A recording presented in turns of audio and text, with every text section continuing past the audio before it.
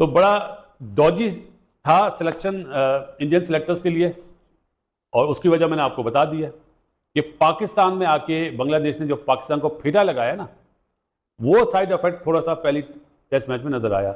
इसीलिए उन्होंने जडेजा को भी वापस बुलाया और बूम बूम बुमराह को भी बुलाया। वो जाहिर सी बात है, बड़ा समझदार क्रिकेट बोर्ड है, बड़ा मतलब एक प्रोसेस के तरीके से वो चलते हैं और अपनी होम कंडीशन का जो है वो बहुत जबरदस्त जो फायदा उठाते हैं। बांग्लादेश ने पाकिस्तान को 2-0 से हराया ना, इंडिया जो है वो भी बांग्लादेश को देखना इतने बुरे तरीके से हराएगा। आई थिंक मेरे ख्याल में 2 टेस्ट मैचेस हैं, वो तो भूल ही जाएं। गौतम गंभीर इज द कोच, और उन्होंने जो स्क्वाड ये जो बनाया है इस वक्त इंडिया ने जो स्क्वाड अपना डिसाइड किया है, बहुत कमाल का स्क्वाड है। मतलब एक लीथल स्क्वाड है, किसी किस्म का कोई कंप्रोमाइज के अंदर नजर नहीं आ रहा है।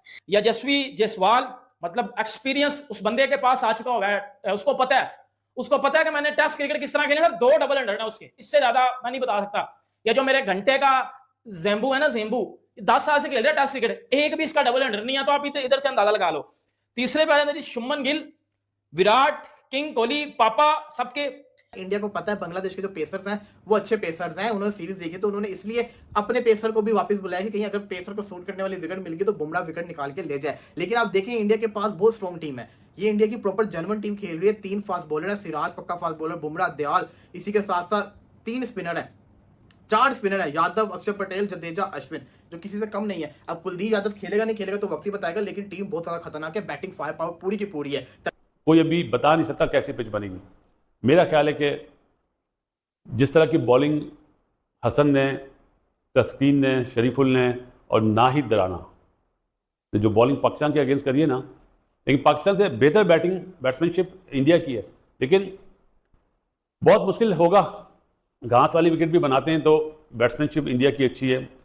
5 या 6 लेफ्ट हैंडर का एडवांटेज बांग्लादेश को हो सकता है, लेकिन बुमराह और सिराज जो है वो बहुत भारी पड़ जाएंगे। कि ये जो स्क्वाड आया है ना, इससे पता चलता है कि they are not taking Bangladesh light, और वो बांग्लादेश को बिल्कुल आसान हरीफ नहीं समझ रहे। वो समझते हैं कि बांग्लादेश की टीम उनको टफ टाइम दे सकती है, तो वो बांग्लादेश के खिलाफ फुल स्ट्रेंथ टीम अनाउंस की है। अदरवाइज कोई बहुत ही इस तरह का मामला होता बांग्लादेश की पाकिस्तान से 2-0 अगर हारी होती बांग्लादेश, तो आई थिंक सो कि फिर यहाँ पे सिचुएशन मुख्तलिफ होती है और मुमकिन है कुछ प्लेयर्स को रेस्ट दे दिया जाता।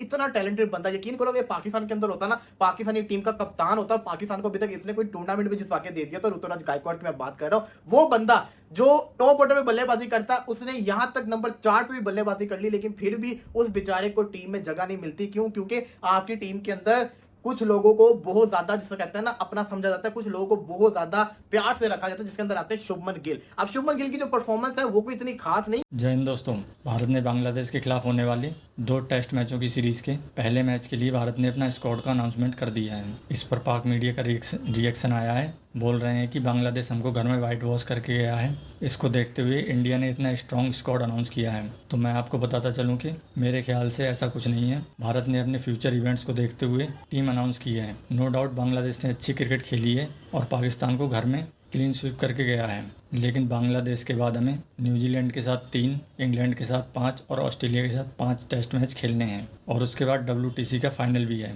तो ऐसे में बिना कोई रिस्क लिए हम अपने प्लेयर्स को वापस लाए हैं, जिससे आने वाले टेस्ट मैचों के लिए उनकी प्रैक्टिस भी हो जाए। और मोहम्मद सामी अभी इंजर्ड हैं, वरना वो भी इस टेस्ट स्क्वाड में जरूर शामिल होते। और पाक मीडिया का कहना है कि बांग्लादेश उनके आसपास भी नहीं आएगी, इंडियन टीम उनका बहुत बुरा हाल करेगी। बहुत मुश्किल है कि बांग्लादेश किसी इनिंग में 250-300 रन से ज़्यादा बना पाए, और हो सकता है भारत बांग्लादेश को दोनों टेस्ट मैच इनिंग से हराए। बड़े दिल के साथ बांग्लादेश की टीम इंडिया जाएगी, और सब ये कह रहे हैं कि जी बांग्लादेश का जो प्रेशर होगा इंडिया के ऊपर वो बहुत ज्यादा होगा, जो कि मैं बिल्कुल नहीं मानता। क्योंकि इस पाकिस्तान की कंडीशन की वजह से बांग्लादेश का दिल जो है वो बहुत बड़ा हो गया है। इंडिया की टीम इनको हिलने भी नहीं देगी, जो मैं समझता हूं। इंडिया की टीम इनको जीतने भी नहीं देगी, इनको पास भी जो है वो लगने नहीं देगी, क्योंकि उनके पास जो स्पिनर्स हैं, कुलदीप यादव हो गया या अक्षर पटेल हो गया, मेरे ख्याल में वही इनके लिए बहुत ज्यादा होंगे। बांग्लादेश की क्रिकेट बोर्ड जाहिर बात है ये समझता तो है कि हमने वाइट वॉश कर दिया पाकिस्तान को। शायद वो ये भी समझ रहे हो कि हम इंडिया के अगेंस्ट भी बड़ी अच्छी क्रिकेट खेल दें। ऐसा कभी नहीं, ऐसा जो है वो मैं नहीं समझता कभी भी होगा। आप खुद देख लेंगे कि इंडिया अपनी मर्जी की कंडीशन के अपने होम कंडीशन में जिस किस्म की पिचेस बनवाएगा, ठीक है, और वो हमेशा बनवाता है। वो ऐसी पिचेस नहीं बनाता कि किसी बाहर की टीम को आके उनको फेवर हम दे दें और इंडिया की टीम और बांग्लादेश की या कोई सी भी टीम इंडिया में खेले वो 50-50 हो जाए, उनको भी एडवांटेज मिले। ऐसा कभी भी नहीं होगा। मैं ये समझता हूं कि बहुत बुरे तरीके से बांग्लादेश को वो जो है वो हराएंगे। लेट्स सी, देखते हैं कि इंडिया की टीम जो है वो बांग्लादेश का क्या हाल करती है, और बांग्लादेश की टीम क्या वही नजर आएगी जो पाकिस्तान के खिलाफ नजर आई है। मैं नहीं समझता, क्योंकि उसकी वजह ये है क्योंकि जिस किस्म की फ्लैट पिचेस वहां बनेगी, क्या आपको हसन महमूद इस तरीके से बॉल करते हुए नजर आएंगे उन फ्लैट पिचेस पे? क्या आपको नाहिद राना ऐसे बाउंसर्स ऐसी तेज गेंदें करते हुए नजर आएंगे? मुझे नहीं लगता नजर आएंगे। ज्यादा वहां पे स्पिनर्स की ही क्रिकेट होगी, क्योंकि मैं भी देखता हूँ कितनी ज्यादा स्विंग सीम करते हैं ये बांग्लादेश के फास्ट बॉलर्स, क्योंकि हमने जो ब्लंडर्स किए हैं ना, वो जाहिर सी बात है, बड़ा समझदार क्रिकेट बोर्ड है, बड़ा मतलब एक प्रोसेस के तरीके से वो चलते हैं, और अपनी होम कंडीशन का जो है वो बहुत जबरदस्त जो फायदा उठाते हैं।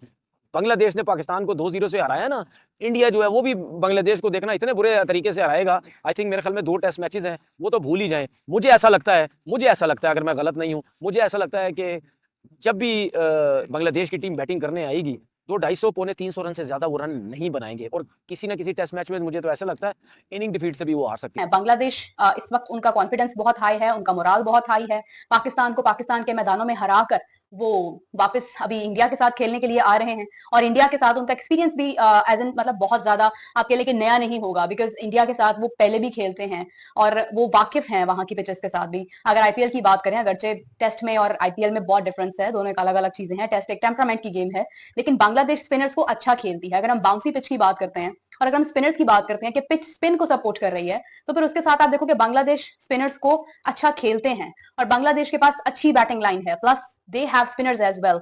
सो देखना यह है कि बांग्लादेश के साथ क्या इंडिया किस स्ट्रैटेजी के साथ जाता है, और क्या इंडिया जो है वो हमेशा की तरह अपना एक जो लेवल है वो हाई रखता है या नहीं। टेस्ट है और इंडिया नंबर 1 पर है, टेस्ट की रैंकिंग में बांग्लादेश नंबर 4 पर है, तो एक अच्छा जो है वो मैच हमें देखने को मिलने वाला है। क्योंकि इसके बाद एक बहुत बड़ी सीरीज होने जा रही है, जो इंडिया वर्सेस ऑस्ट्रेलिया की सीरीज है, वो बहुत बड़ी सीरीज है, बहुत बिग सीरीज है in the context of the game and in the context of the WTC world test championship. तो उसको लेकर के मेरे ख्याल में यहाँ कहा गया कि जी हम इसको ट्राई करके देखते हैं, let's try this combination. Rishabh Pant को भी वापस लेके आए हैं, और वो आना बनता था, क्योंकि उनका जो मोस्ट रिसेंट जो सुनहरी तरीन दौर था, वो आपको याद होगा, वही उनकी वो जो उन्होंने शानदार किस्म की ऑस्ट्रेलिया के खिलाफ ऑस्ट्रेलिया में जो परफॉर्मेंस दिखाई थी, जिसके ऊपर इंडिया ने ऑस्ट्रेलिया को ऑस्ट्रेलिया में हराया था, तो वो अभी तक सबको याद होगी। तो वो गुड वाइब्स हैं उनको लेकर के, और उनको दोबारा लेके आए हैं। उन्होंने एक यूथ और एक्सपीरियंस का एक कॉम्बिनेशन बनाने की कोशिश की, और द इम्पोर्टेंट थिंग कि ये जो स्क्वाड आया है ना, इससे पता चलता है कि they are not taking Bangladesh light, और वो बांग्लादेश को बिल्कुल आसान हरीफ नहीं समझ रहे।